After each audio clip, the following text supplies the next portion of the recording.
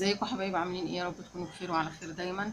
واتمنى الحاجه اللي انا بعملها تعجبكم باذن الله وتنور رضاكم، ودايما كده جابرين الخواطر انا واياكم باذن الله، ودايما كده نكون عون وسند لبعض باذن الله. النهارده راجع لكم حاجه بسيطه جدا، اللي هي الكشري الاسكندراني مش المصري. يختلف الكشري المصري والكشري الاسكندراني. الكشري الاسكندراني طبعا بيبقى عباره عن عدس ورز بس، زي ما احنا شايفين كده، عدس ورز. تمام.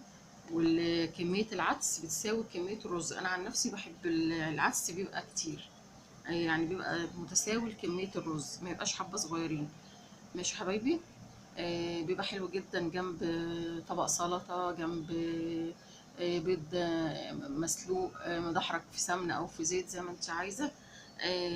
حاجة بسيطة كده وسهلة، تكوني محتارة في الأكل أو تكوني مستعجلة بتعمليه على طول. أما الكشري المصري بقى بتبقى حاجته كتير ومكروناته كتير والصلصات بتاعته كتيرة والبصل وكل حاجة كتير.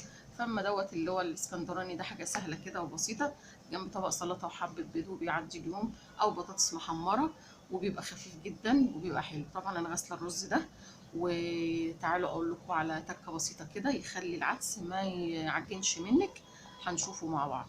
فانا كده غاسله الرز مع العدس. طبعا انا ما بنقعش الرز، انا بغسله وبشتغل بيه على طول. يلا بينا نشوف هنعمل ايه. حبايبي انا حاطه هنا حله فيها زيت زي ما انتم شايفين كده. طبعا لازم يكون الزيت مقدوح شويه. ماشي. وننزل بيه كده على طول.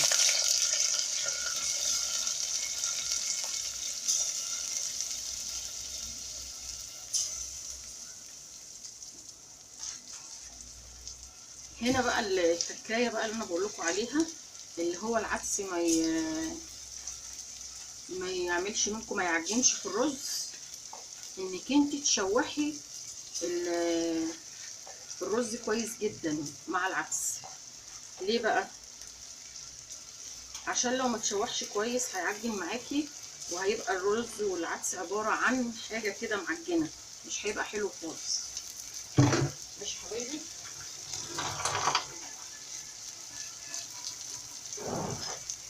هنحط طبعا الملح،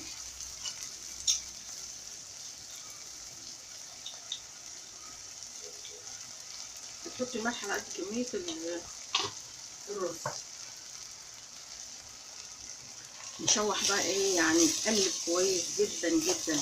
لو عايزه تحطي مع الزيت لو عايزه تحطي مع الزيت حبه سمنه بلدي مش مشكله، او اي سمنه عادي. انا بستكتر الزيت بس، لان انا بصراحه بقدر الامكان بحاول اقلل المواد الدهنيه، مش حلوه.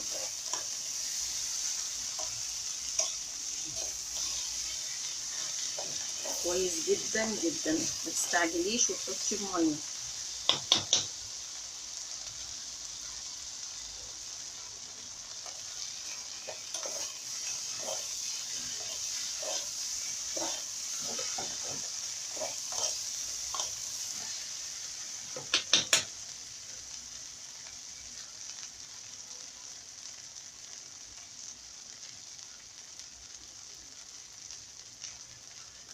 سامعين الصوت؟ كل ما تشوحي فيه يبقى افضل.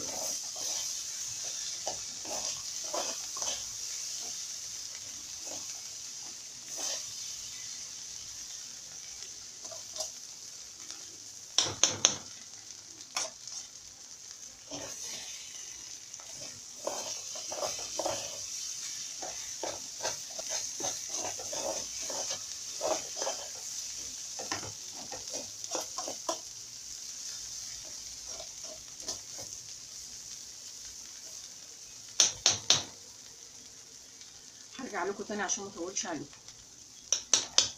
اهو يا حبايبي، قلبنا فيه بتاع 10 دقايق عشان العدس ما يعجنش معاكي الرز. دي التكايه البسيطه اللي بناتنا الصغيرين لازم يكونوا عارفينها. اهي.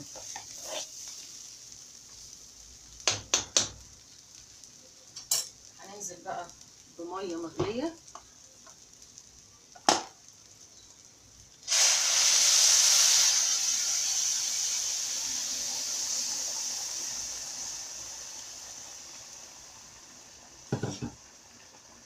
انا ما بعايرش يا جماعه الميه، مش بعرف اعاير، انا بعمل كده بالنظريه. اللي عارف بقى مقدار الرز يقولك ياخد كوبايه ميه. انا بصراحه مش من هواة ان انا اقعد اعاير ومعايرش والكلام ده. بالنظريه كده تقدري تعملي الحاجه. البنات الصغيرين بقى ممكن كوبايه ميه، كوبايه رز مع كوبايه الميه المصريه بتاعتنا دي. اما الرز البسمتي طبعا بيختلف، طبعا هو كده محتاج حبه ميه كمان. شوفوا عشان انا الميه غلياها يقوم معاكي الرز، ما يخليش العدس يعجن معاكي. يبقى حاجتين، لازم الميه تكون مغليه كويس ماشي، مش ميه من الحنفيه. لازم ت... العدس يتشوح كويس بالرز كويس جدا جدا، وتقلبيه كويس عشان الملح ما تبقاش حته حادقه وحته ما فيهاش ملح. بس كده بقى اسيبه يتشرب واوريه لكم ان شاء الله. رجعت لكم حبايبي بعد الكشري الاسكندراني ما خلصته، زي ما انتم شايفين كده اهو. ايه رايكم؟ العدس اهو، الحبايه بحبتها اهي، والرز اهو زي ما انتم شايفين كده اهو ماشي. كل ما تشوحي في العدس، كل ما تشوحي في العدس ما يعملش منك الكشري. بصي مفلفل ازاي اهو.